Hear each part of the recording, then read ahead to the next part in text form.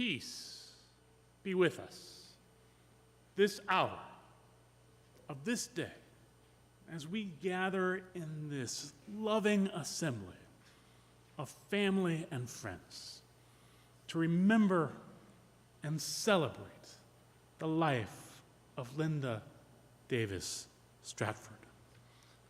Let us shed tears if tears come, but let us also not be afraid to smile and even laugh as we remember the light and joy that Linda brought to us. Let us acknowledge as well that Linda won't be a part of our lives as she once was, but she will continue to be a part of our lives as she lives on in us and as she lives on in the world through the differences she made. Let us now begin to remember and celebrate her life. We'll begin with the song, What a Wonderful World. I invite all of you to sing along.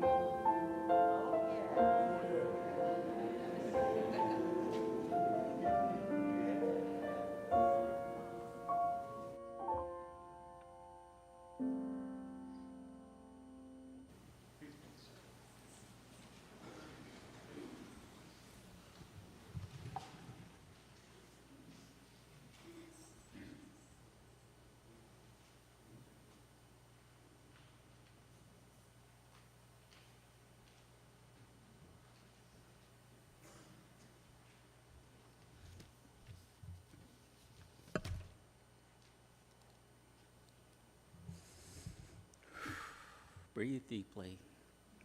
Thank you all for being here. My reading today will be rather brief. It's a paraphrase from Shakespeare, which is something that we've shared in my family for quite a while. But it goes, all the world's a stage, and all men and women merely players. They have their exits and their entrances, and one person in their time plays many roles.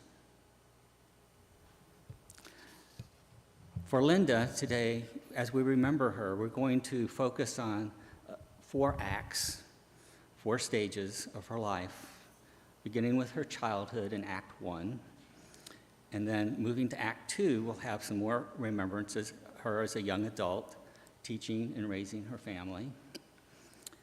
And then as an adult, where she blossomed into an instructor and a belly dancer and producer of Shimmy South. And finally, we'll end with her final stage, which was basically the wise and elder, building a welcoming place up by the lake where everyone could come and find peace and happiness. But first, before we fall into the acts of her play, we're going to hear from her children, Stephen and Valerie. And I wanted to share something with everyone here about my relationship with Linda. And when I first met her, she had 2 little kids, 2 and 4 years old. And as an older adult, I learned that kind of scared a lot of men away.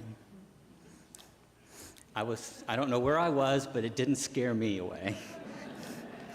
Actually, I found her relationship to her children endearing, and it was one of the qualities that actually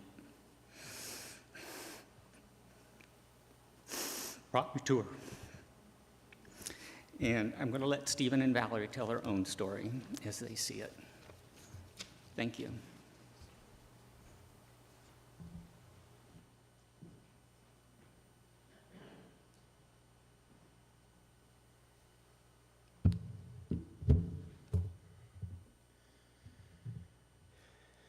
Thank you, Jeff.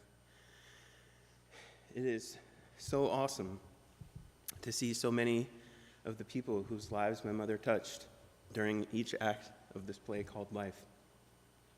Yowza, she would say. My mom really had it all: intelligence, advanced education, wisdom, grace, humor, and even good looks.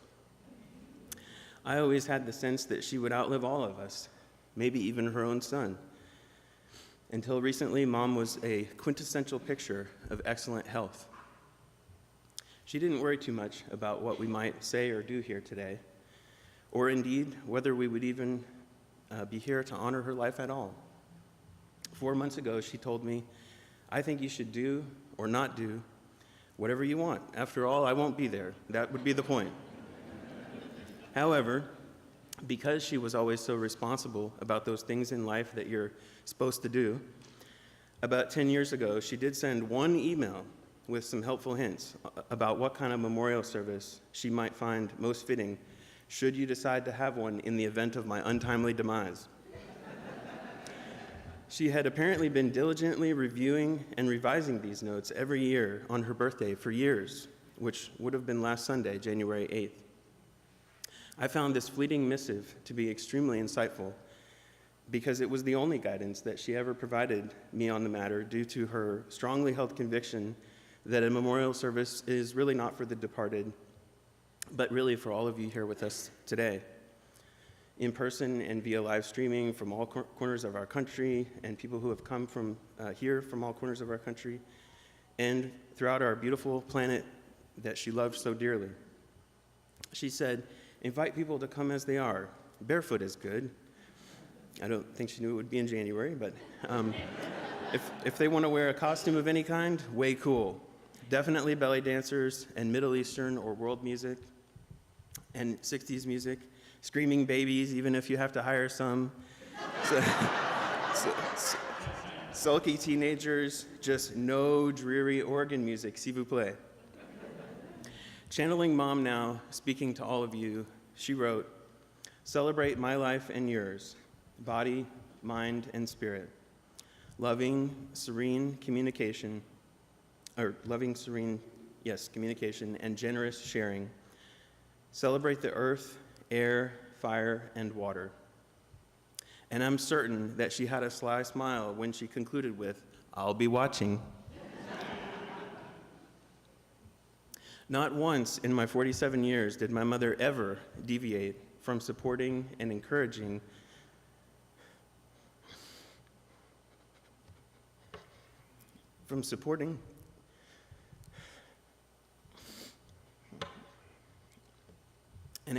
me to pursue whatever made me happy and to follow my own dreams and aspirations wherever that might lead me. This week, I learned that in 1967, at age 18,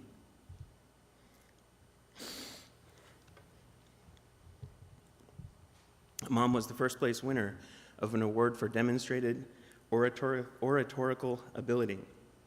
A classmate told me that she enjoyed visiting her mother at the local radio station to debate the intellectual issues of the day.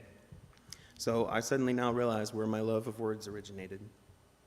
But being good with words is different from using them responsibly and with care and consideration for how they make others feel. And responsibility with genuine kindness, generosity, and empathy. She was keenly attuned to the very real impact that words can have on our physical health, both positively and negatively. She taught us that we all have much more power than we think to shape the reality around us and the experience of our daily lives. She said, when you complain about what you don't want, the universe doesn't hear the don't part and tends to respond with more of whatever we call into reality through our mental energy. So choose wisely, know that it's a choice made by you, and focus on what you do want, she said. One way she manifested positivity was by parlaying her skills as a middle school teacher to create a second career as a belly dance instructor. She started Belly Revelations and was fully responsible for bringing belly dance from Chapel Hill to Raleigh and creating an annual belly dance convention called Shimmy South that she organized for 10 years. She taught us that middle school-inspired belly dance culture is not merely entertainment, but more about being in community with your friends. Her instructional DVDs are such a blessing because they capture the spirit of her version of belly dance. She characterized this as strong women in community confronting the negativity of our culture in order to enjoy life. And she emphasized that life is more fun when we don't take ourselves too seriously. Her appreciation for lighthearted humor continued even in the face of terminal illness. One of her favorite humorists joked in an email newsletter that I once attended a class on death and dying, and one of the people in the class actually died. He got an A. He later told me that Mom had replied to him to that and said, as it happens, I'm in hospice, so I expect to get an A someday soon. Thank you, Danny. She still hadn't made peace with her untimely demise yet, though. She had wanted to spend another 19 years with us, with all of us, and her intention was to let us know when she'd had enough experiences on this planet, but she had a very lengthy list left to go, and it only kept growing. Mom made it a regular practice to take a risk, to step outside of her comfort zone, and to try something that felt uncomfortable or even impossible.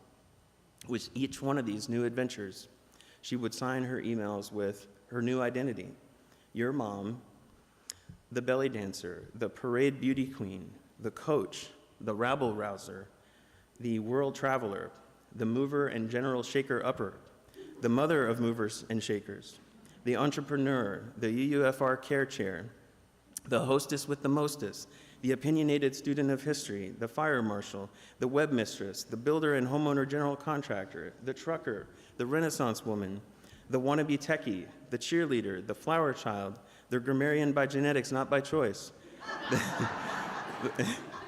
the possibility person, the sailor, the concerned citizen, the keeper of traditions, the constitutional scholar, the philosopher, the agitator, the feminist, the press agent, the time and distance traveler, and on and on.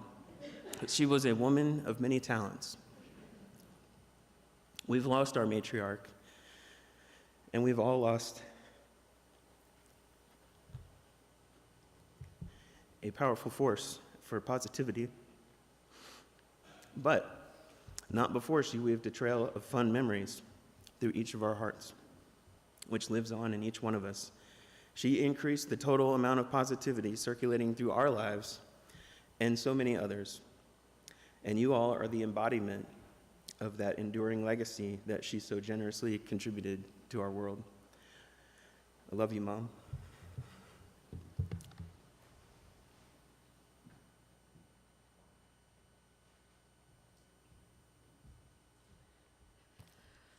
Uh-oh.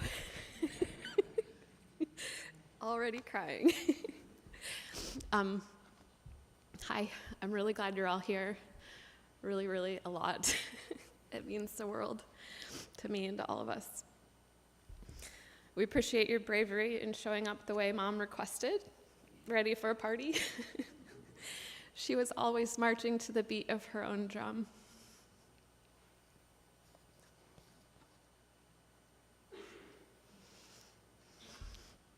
While trying to find some light in the darkness several months ago, Mom and I started searching for jokes about death and dying. Mom's favorite one, and she specifically requested that she be quoted, was, "Cremation is my last chance for a smoking hot body."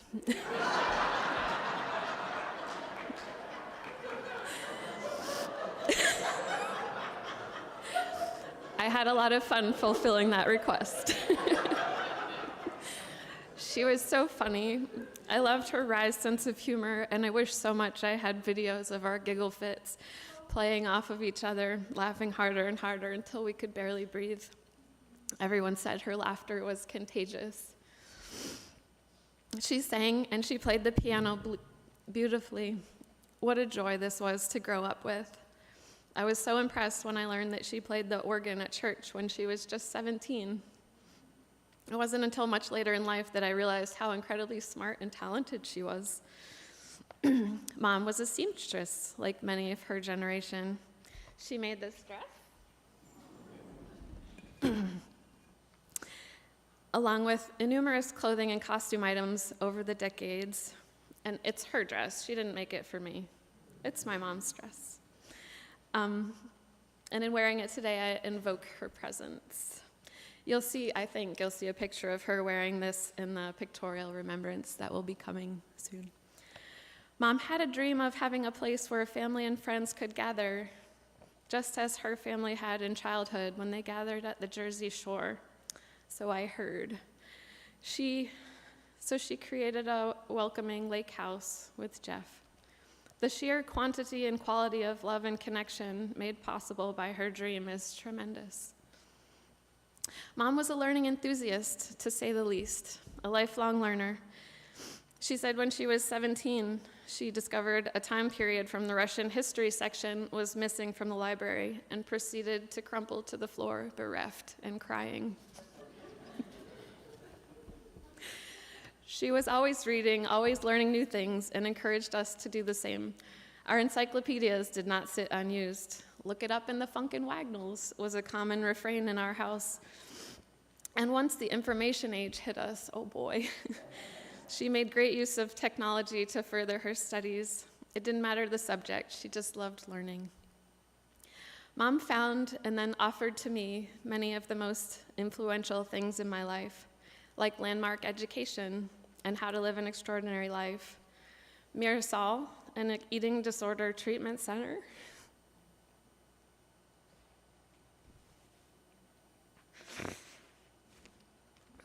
that helped me build a new foundation. Abraham Hicks, which helped change the way I see the world from expecting bad things to expecting good things. Who would I be without this woman whose undying love gave me so many chances to thrive, despite the challenges of being human? One of the many ways that Mom went about shining her light in the world was by engaging people. The helpers, retail clerks, toll booth and phone operators, janitors, truck drivers, strangers in passing, children.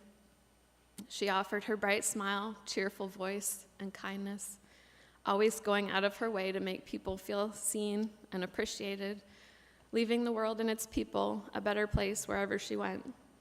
I find myself doing this more intentionally now, striving to fill the void left by her passing.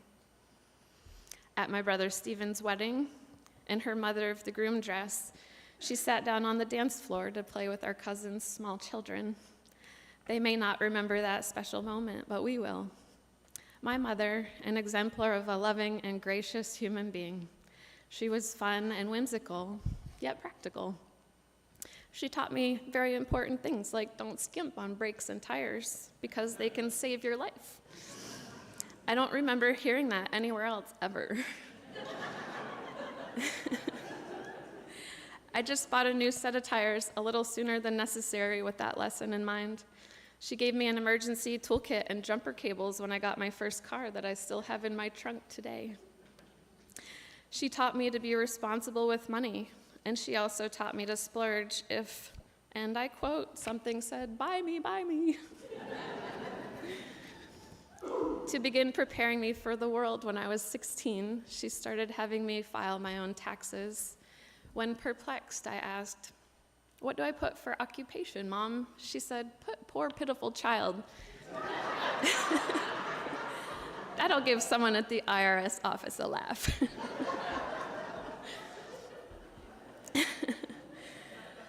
The theme of my life for the past 2 years has been, even when things are going wrong, things are going right. This was because of Mom's influence on my life. When it seemed as if my world was crashing down around me in the fall of 2021 after we found out about her tumor,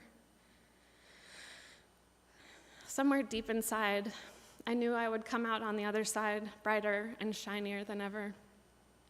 This was because of Mom's influence on my life. It was because of her insatiable quest for positivity that I too found a spiritual path toward positivity and a mentality of abundance. As I began to integrate new beliefs such as the universe conspires tirelessly in my favor and everything is always working out for me, the old patterns of fear and worry became muted, sometimes.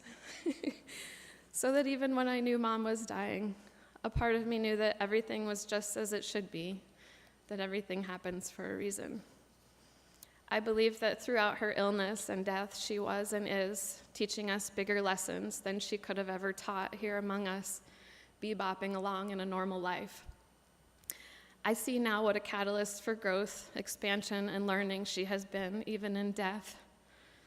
One of the hardest parts for me was that she wanted so very badly to stay here with us and to keep on living the wonderful life she had created. She was the last person in the world we expected to get terminal cancer. It was truly earth-shattering. And yet, there are always silver linings if we are open to them, and there have been so many. I'm eternally grateful for the time we had, grateful for Mom modeling how to live joyfully with humor and with a free spirit.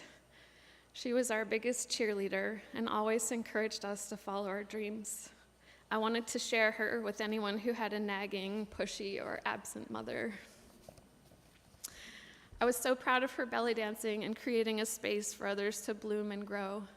"Don't die with your music still inside you" was one of her messages. Something for us all to remember to live by. She was a magnificent role model on so many levels and made it her mission to lift up those around her. I miss you, Mom. You were a light here, and I know you are shining even brighter in the spirit world. So, next we're going to play a song called "A Place in the Choir," one of Mom's all-time favorites. It's not enough just to hear it, you've got to see it.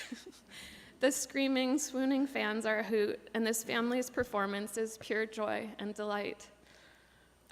I loved watching this with Mom in the last few years as we sang and clapped and giggled.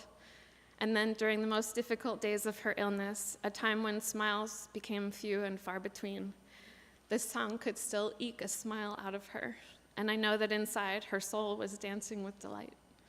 Mom's direct quote was, "What a joyful song, completely, totally joyous." Thanks.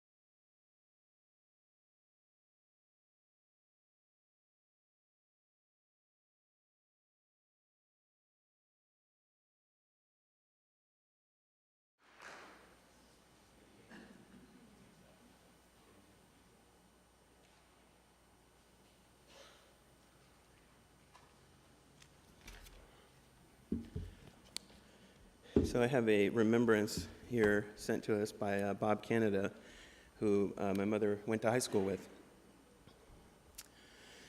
I share your sadness of missing Linda because through the school years that we were around each other, she projected exuberance, happiness, confidence, and competence, and lifted the mood around us all. She didn't seem to rely on the regular adolescent need for approval and was very well done within herself. Band was my favorite social unit in high school, and she was very good on the clarinet. Even though we were in most of the same academic classes together, band is where I spent most of my social time with her, and I had a wonderful time in the band. I believe she was first chair at some point. Likewise, in academics, Linda was competent, smart, and always prepared and ready. She was in the top 5 in the class, and I'm pretty sure she was a National Merit finalist. I'm pretty sure that our high school had 5 finalists and 2 commended National Merit Scholars, which tied with one of the Indianapolis schools for highest number in the state. She had a pretty stiff academic competition around her. We visited Linda at her house shortly before the pandemic and got to see and feel the wonderful place and lifestyle that she and Jeff created there by the lake. Their place was immersed in peace and tranquility and foliage, amid the foliage, plantings, herbs, and the labyrinth. Linda talked about how much she appreciated Jeff being her husband and partner, and was highly appreciative of how he became such a wonderful father to her children and forged a great family. As I think about knowing her through the years, hearing her life story over 50 years after high school, when we were seeing how our lives had played out, and actually feeling that culmination in the place that they both cultivated, I felt a great sense of peace in having been her friend and for being able to celebrate the fruit of that lifetime at their home by the lake. Thank you, Linda, for sharing that with us. I believe Dan Armstrong is next. Oh, there's Dan.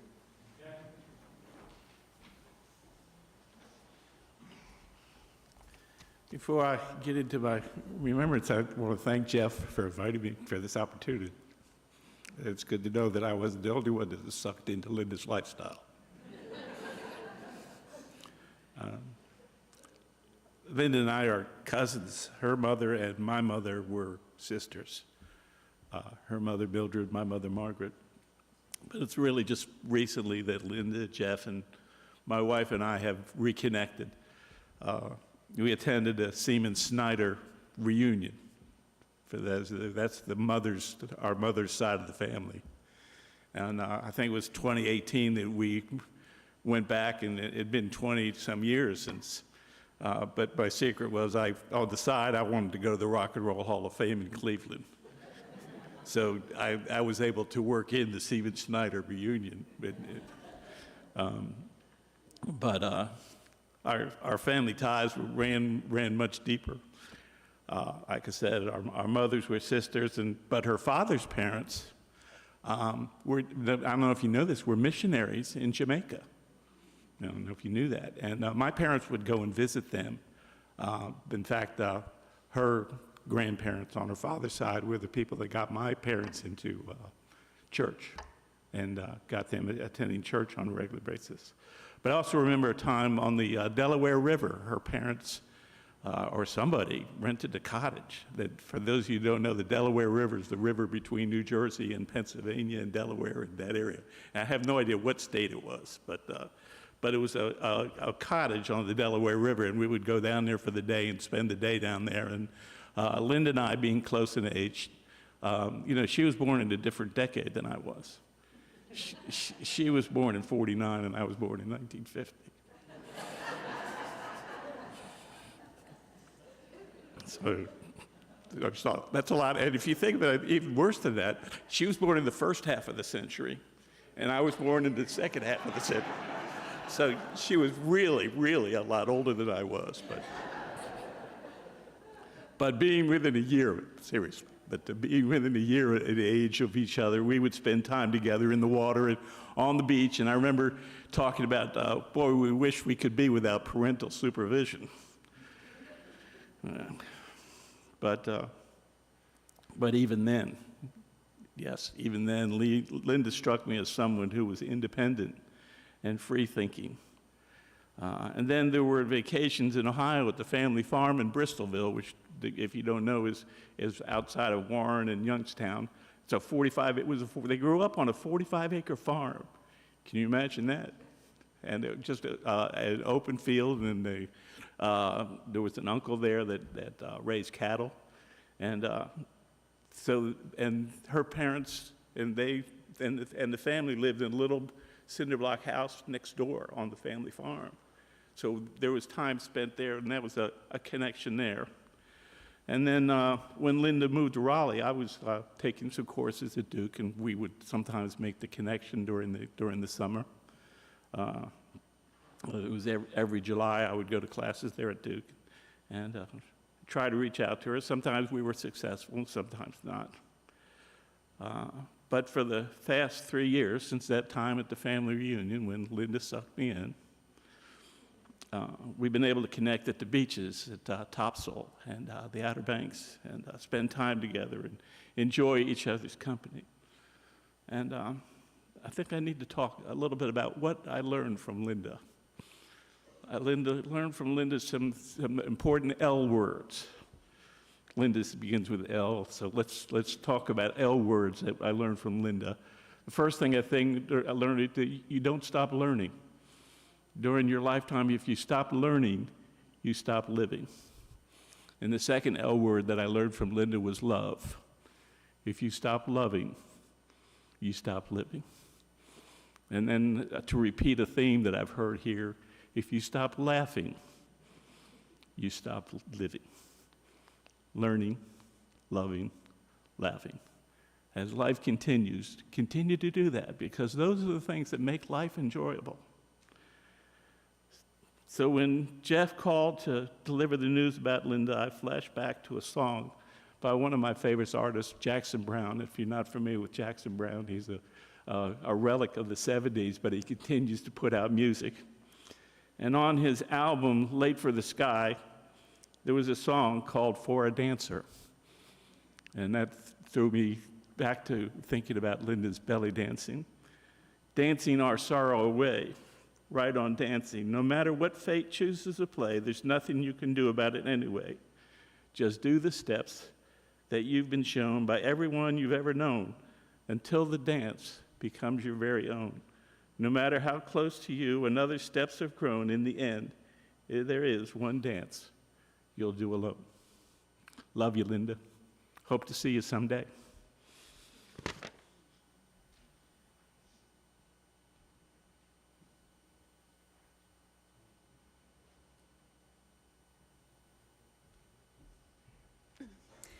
That's me. I'm reading a remembrance by Mom's sister, Leslie Gill. Linda seemed to always think of me as her baby sister, though as with all siblings, it didn't always show. She had many achievements in high school that I wanted to emulate, but sometimes I didn't make it. All three of us girls were Betty Crocker homemakers of tomorrow at Madison Consolidated High School by dint of scoring highest on the tests. Linda won the Custer Oratorical Contest in her senior year. The thing I remember most is that when I was in my senior play, she came up from Louisville to cheer me on since our parents had planned to be traveling that weekend.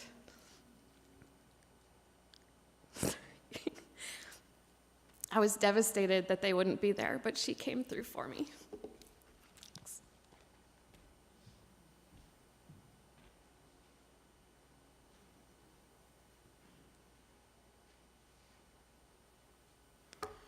I have a remembrance from Harry Heflin, who was another friend from high school. He says, a friend from high school to the end. Linda, you were such a marvelously sweet and gentle lady all your life. You were my college roommate, Cortland's sister, and I met you at Purdue when your brother's family would visit him on the holidays. You were probably a freshman in high school then, but already you were teaching me. For example, teaching me to be accepting of other people, even though they might have views divergent from your own, and teaching me to appreciate life's beauties all around us. Linda, Linda, always perky and happy. I miss you so much. But you will brighten heaven with your happy smile and effervescent personality.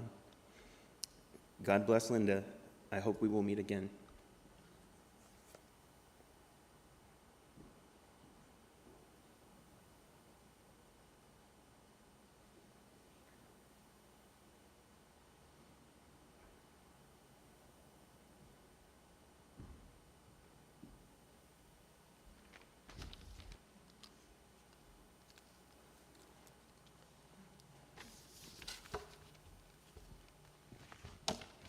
Moving on to Act 2.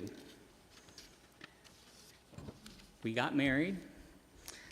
I finished some schooling, and I took the first best job I could anywhere out of Kentucky, and that took us to Vermont. Yes, never thought I'd live in Vermont, neither did she, but we went. It was part of our adventure. And while we were there, we met many wonderful people. And there's one couple that is still with us. We met them through the Unitarian Universalist Fellowship in Burlington, Vermont. So this is from Kay and Stan Greenberg Stambler. Okay. From the beginning, Linda entered our lives fully present and very much a part of our entire family. All and each of us. She took us all in and accepted us for who we were. No judgments. She was a force that encouraged each one to be the best we could be, because Linda's criteria for a relationship was not to go halfway. She committed herself, and she rejoiced in knowing us, being a part of our lives and cheering each of us on. Linda went far beyond the norm when two of our children, Marnie and Joshua, were without appropriate schools. Linda had teaching credentials and was accepted as their teacher by the South Burlington School District. Linda not only taught our children, she delighted in them. It was such a joy to know that they were going to school to learn and to be praised for who they were. Both Marnie and Josh were not typical children, and Linda's joy was for each of them and what made them so special and fine as human beings. Other memories with Linda are the fun we had as families.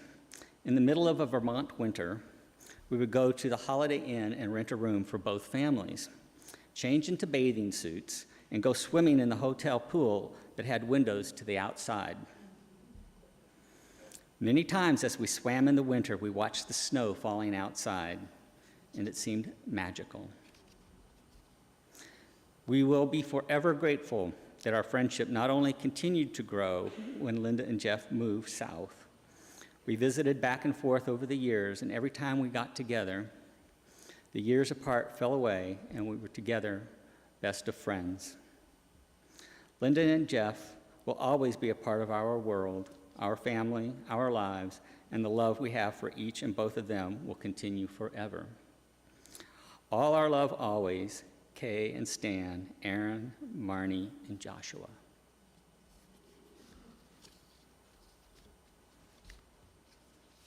So I think that concludes Act 2.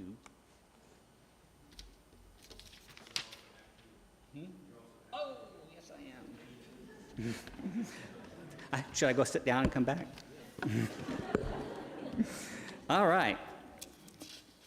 I really do appreciate and enjoy the humor and the light hearts that are with us today, because for some of us it's a little hard sometimes. Okay, moving along, we're back down in Raleigh, and we go out to California to visit my family. And, you know, Linda just couldn't sit still, particularly, you know, with my family. But, so she went wandering off to a thing called Ricasa.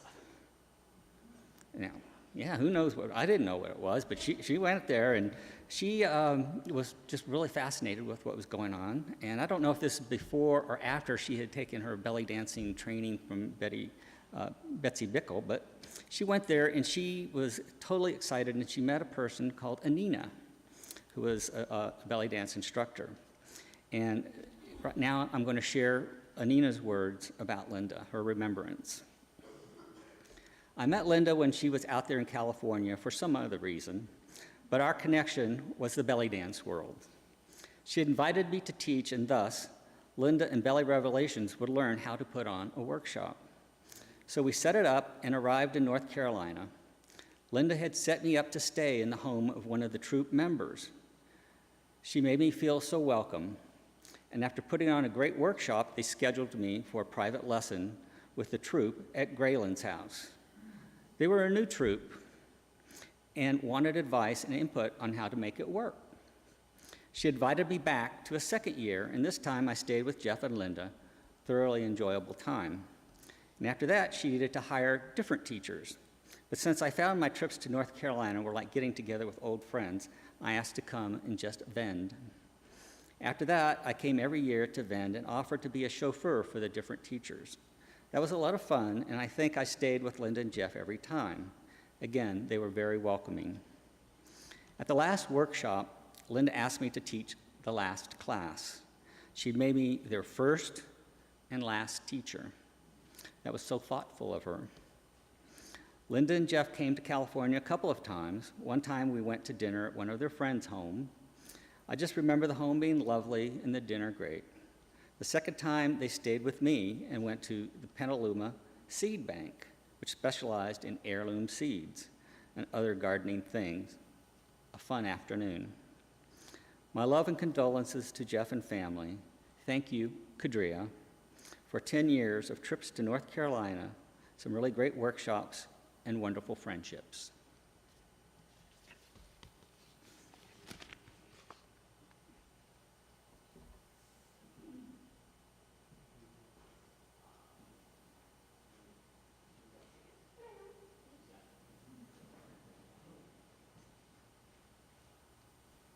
Oops, I'm caught.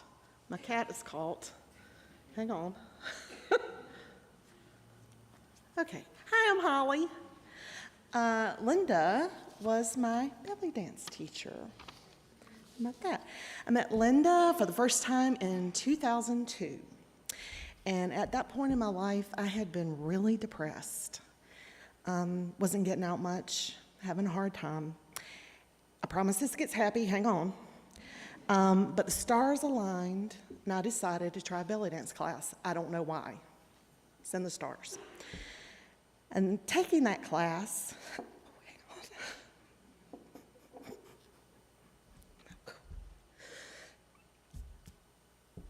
Gosh, I really didn't want to do this when I was up here, but here we are. Okay, taking that class was a promise that I made to myself to be happy. To try and be happy, no matter what. Now, I was pretty fragile. Any little thing that could have gone sideways that first class, I would have been right back in the hole. But Linda was there, and Linda was so warm and so welcoming and so gracious and so goofy that I had a great time. And I tried. For the first time in a long time. Sorry. I tried. And it was because of dance that I made new friends. And I had new experiences. And I was happy to be alive. And I went back week after week. And I laughed with Linda. And we danced. And it was wonderful. And I made new friends, and I had wonderful experiences, and she was there for most of them. I got totally off track with what I had written, but it's okay. Linda changed my life by bringing dance into it. She changed it for the better. I can't imagine my life without dance now. Okay, so here comes the cool part. I even put my thing on fancy paper because I figured she'd like that. One of my favorite memories with Linda is being invited up with a group of dancers to the lake house. And it was a beautiful day, and the sun was out. And Linda had pairs of isis wings for all of us to play with. I'm going to show you them.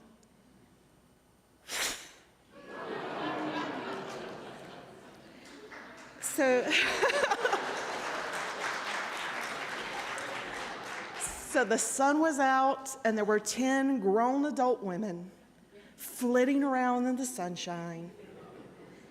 And Linda created the space for us to do that. She invited us to this beautiful place under the sun, under a beautiful blue sky, and allowed 10 women to pretend to be butterflies on a beautiful day. I will love you forever. Thank you.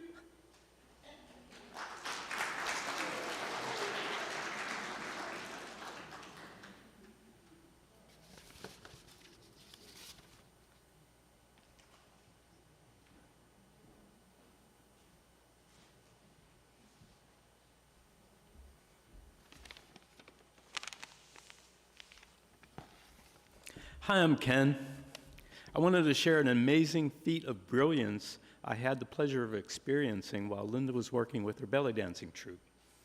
She called me one day to let me know her troupe was performing a live presentation of belly dancing at the NC State Fairgrounds and asked me if I could enroll the rock band I'm in to come and play music before the presentation. I thought this was a bit strange, but I just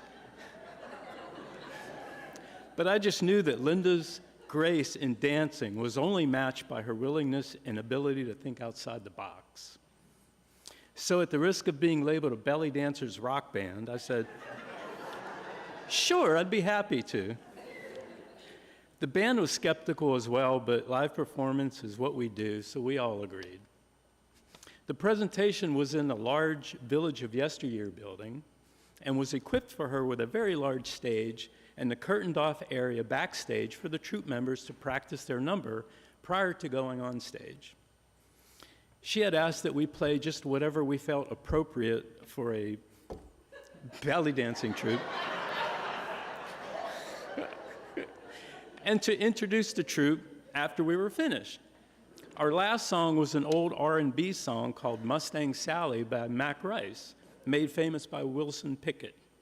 Unbeknownst to us, the entire troupe was backstage warming up for their first performance, where they shifted the tempo of their number slightly to match that of Mustang Sally.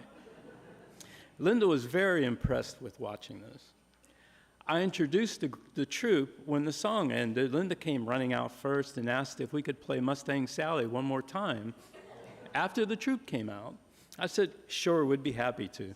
We had no idea what was going on. Thankfully, the troupe was arranged in front of the band, so I could easily watch the performance. The grace and beauty of the troupe really changed the song for me from then on.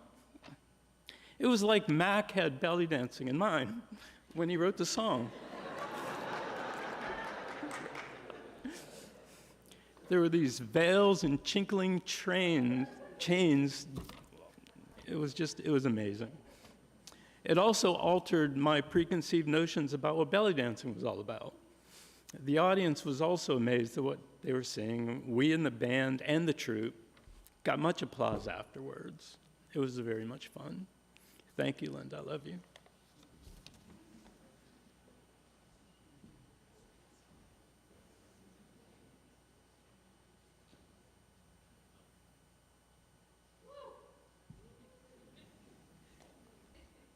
Y'all gonna remember me.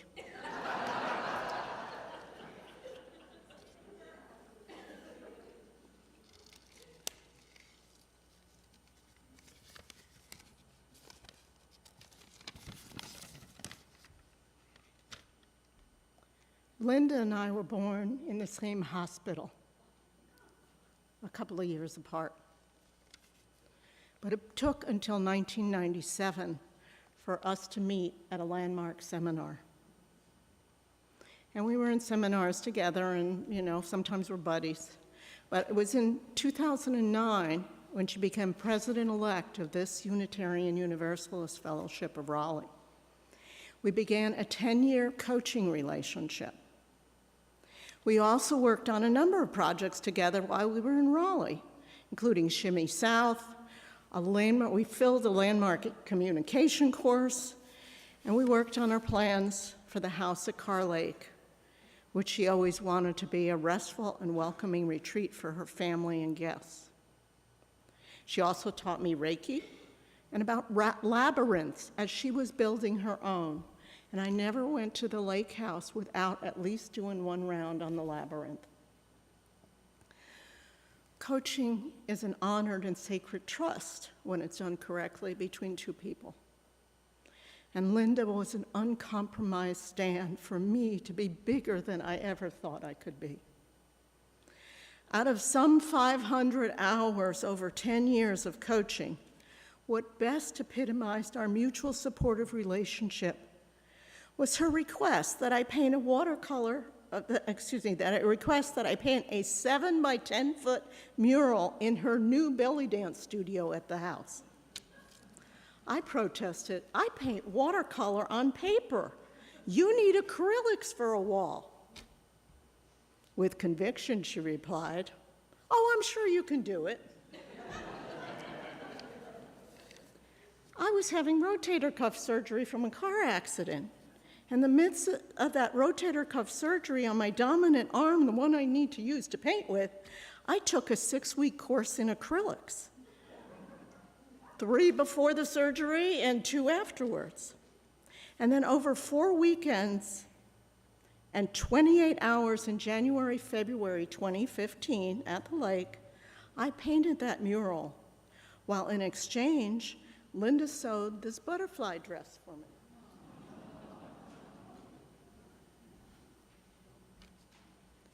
As an aside, well, it was for my Victorian ball, but as an aside, this is a post-Victorian Edwardian dress for all those fashion history buffs in the audience. And it presented Linda with as many challenges as I had with the mural, and some of the instructions were in French, but she was talented, many talented, as you say.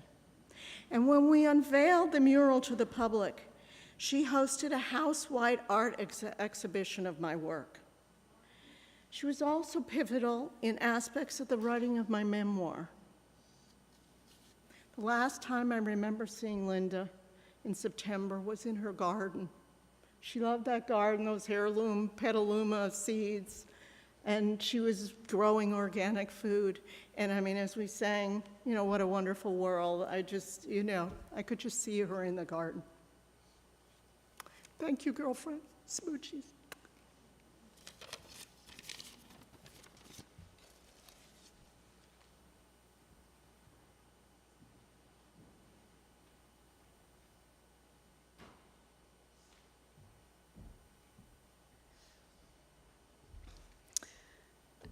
And the last one from this act is from Amaya. Amaya is one of the out-of-town, nationally known instructors that Linda and Belly Revelations had come out as a headliner for the Shimmy South workshop. Many years ago, Linda brought me in to teach a workshop and to do a performance. We are 1 month apart in age, and we laughed even then that we were still vibrant and performing at our age. We were both so excited at the weekend in front of us, full of dance. Kadria said, Amaya, we must dance as often as we can. Never turn down an opportunity, since we never know when our last dance will be. Let's be the most we can be on stage. This is what we have to share with our audience, the uniqueness of us. We lost track of each other for a few years, but COVID brought us back through my Zoom classes. We are able to once again dance our dance together. We were able to dance our dance together up until about 2 months before she moved on to the big stage in the sky. Her wit, intelligence, and most of all, her gracious sense of fun and humor touched me. I miss her.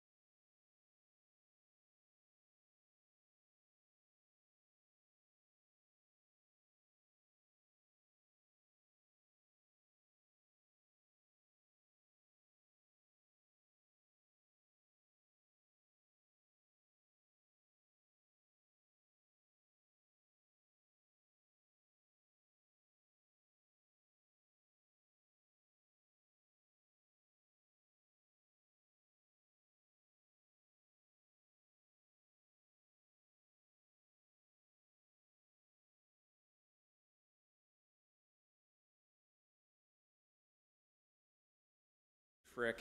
I'm the nephew of Linda, the son of Peggy, her older sister. I've also got two older brothers, Kevin and Bob, that couldn't make it today, but I wanted to speak on behalf of them as well. Just a few comments, I guess. First, so in like the 90s, the word random became referring to something cool. Like it stopped being a scientific term and it became like, man, that's so random, or you're so random. And for all of my life, Linda has been random. That's always my thought of her. And so growing up, we had occasional interactions, especially down in Madison at Granny and Granddad's house. Stephen and Valerie and my brothers and I would play there. And then they would, you guys were in Vermont, and I think you came across on an Amtrak, and you went across the entire country, and to me that is so random. It's just impressively random. It's an amazing thing. And then belly dancing. I mean, I found out she was doing belly dancing. I'm like, that's so random. But in the best possible way. And there's three things that, I'll try and draw this together here a little bit, that remind me of Linda. And there's gravity, the color spectrum, and love. And these are three things that I can't really describe why they exist or how they work or anything like that. So you take gravity. I understand the concept, like in physics, of like bigger objects, smaller objects, like, but why does that exist? I don't really get it. It's kind of random. To me, Linda had that gravity, and you can see it in the room today, just with the number of people here. Like, if at my celebration of life, if I have half as many people, I would just be full of joy about that. And so she had that gravity. Like, she just pulled people towards her with the energy that she had. The next one is the color spectrum. Again, I can see a prism. I can see the color spectrum, things like that. But I can't really explain how it works. It's a little bit random. And so my point there with Linda is I think we have a choice in life about our positivity and negativity. And on one side of the spectrum is positive, and on the other side is negative. And Linda was the most positive person I think I've ever met in my entire life. Just everything about her exuded positivity. But it was a choice that she made. And that was just the way she led her life, and something that I will always remember about her. And the last one is love. Again, I can see love. Like, I can see people interacting with each other. I can see relationships. I can't really explain like why it exists or necessarily even how it exists. But again, that was something that Linda just exuded. It was that L word that you referenced of love. And so those are the things that I'll remember most about her. She lives on forever, and everybody, as somebody else said, and she'll live on within me in those regards as well. So thank you very much.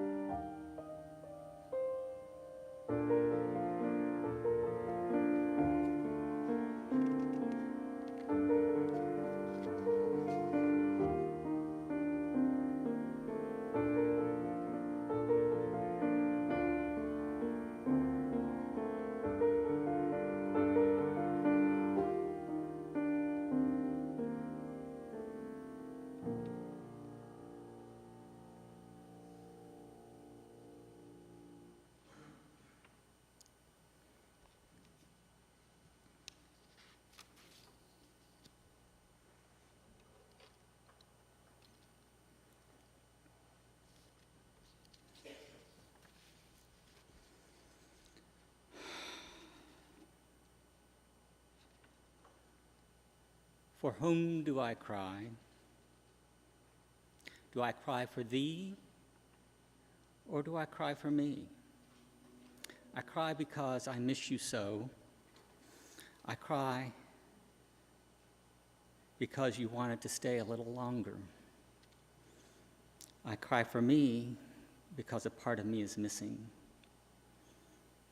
I cry for thee because I know you loved it here. I cry.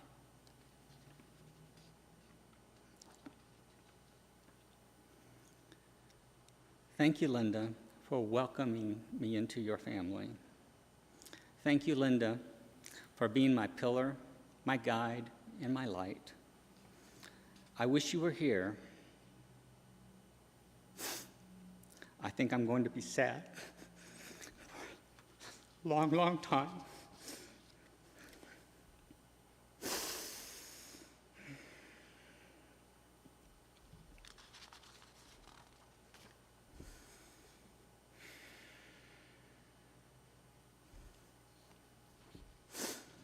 We are here today to remember and celebrate your awesome performance in your cosmic play, which you so graciously invited us all to join. It was a great play, and what an outstanding performance you gave. I see that you've already changed costumes and taken a seat in our royal box to watch the rest of the final act. Thank you for saving my seat.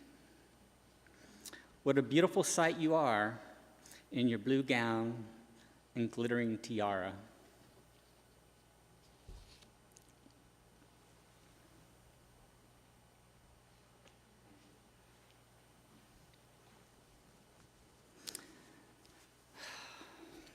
Now let us end this on a high note as we dance our way to the celebration.